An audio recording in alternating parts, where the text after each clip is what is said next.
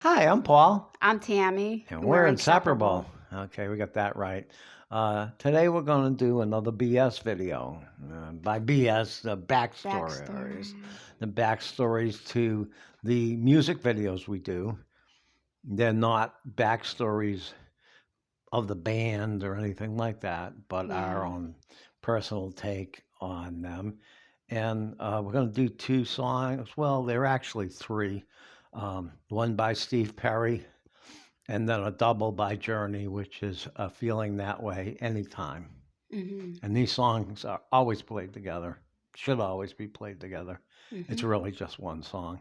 Yeah. Um, so at the beginning, let's talk at the quick one first is Sherrie, Oh Sherrie. Mhm. And I always begin the videos, well, not always, but a lot of times when it goes to the second intro part, I say Paul and Tammy in Love Forever. Mhm.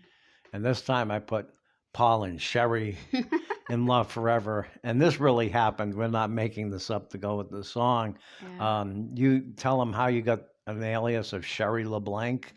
Well, I got called up at church when I was being baptized, and they said Sherry LeBlanc, and I was just kind of looking around because I was like, okay, well, is there another LeBlanc that's named is Sherry? But I guess I was the only one being called up. But I was a little bit confused where Sherry came from, and then Because, realized they meant me. They just got the name wrong, which well, is it's no big deal. We laughed about it, and yeah, you know, everybody laughed about it, but it's part of being autistic is you take everything literally. yeah. So even though pretty much knowing he was talking about you, you kind of sat there. Yeah, I kind of knew, but I didn't want to look stupid if it was somebody else and I got up because it's not my name. But I do take things literally. Yeah, and we kind of looked at each other like, wow, there's another LeBlanc LeBlanc. in this little tiny congregation, and they're getting baptized same time you. Yeah. Well, that's all right. Very nice people. Yeah. Nicest Oh, yeah, people, yeah, yeah. It's just a funny little thing. So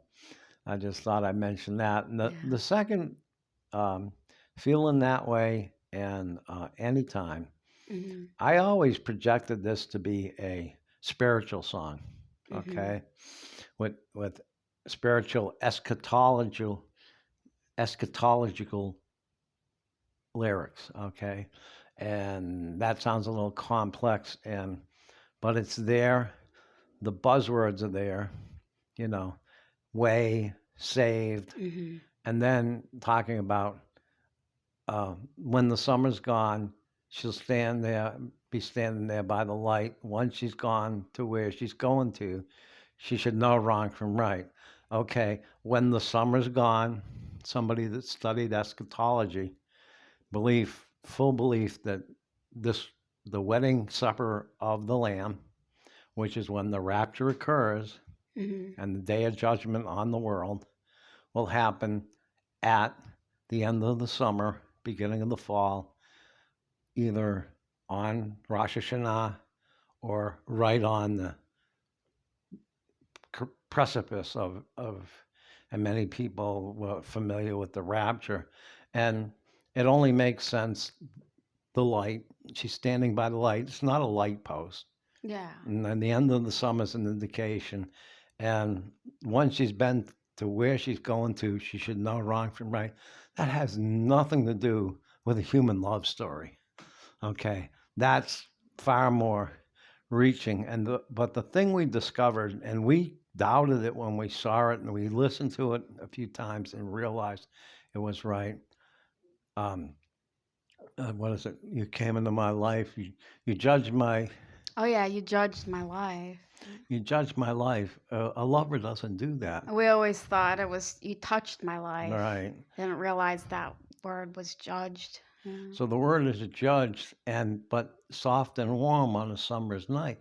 And this is, people have this idea, well, everybody's going to stand before the judgment seat of God and have to give an account for their lives. And scripture says that, but everybody that's had a near-death experience describe it as a life review.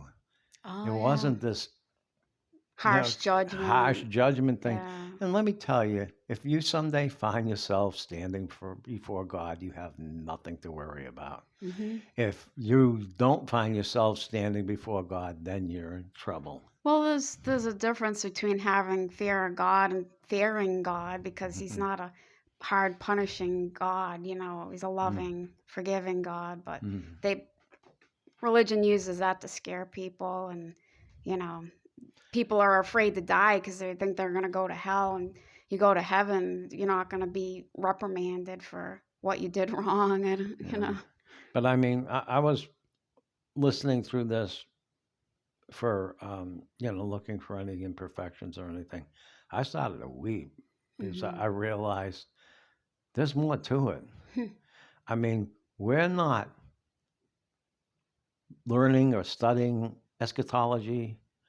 We're not teaching eschatology. We're living it. Um, the hallmark moment, the wedding dates Oh yeah, that that's we true. didn't pick, they were picked for us. Hmm. There were two weddings. That's very important. Both of them taking place the day before Rosh Hashanah in the fall and in the spring. And Hmm. not getting into a big explanation of that. And then there's the dove, Oh yeah, that's true. Yeah. So, okay, so I'm going to put up in the end screen a couple of links to the two songs if you want to go to them.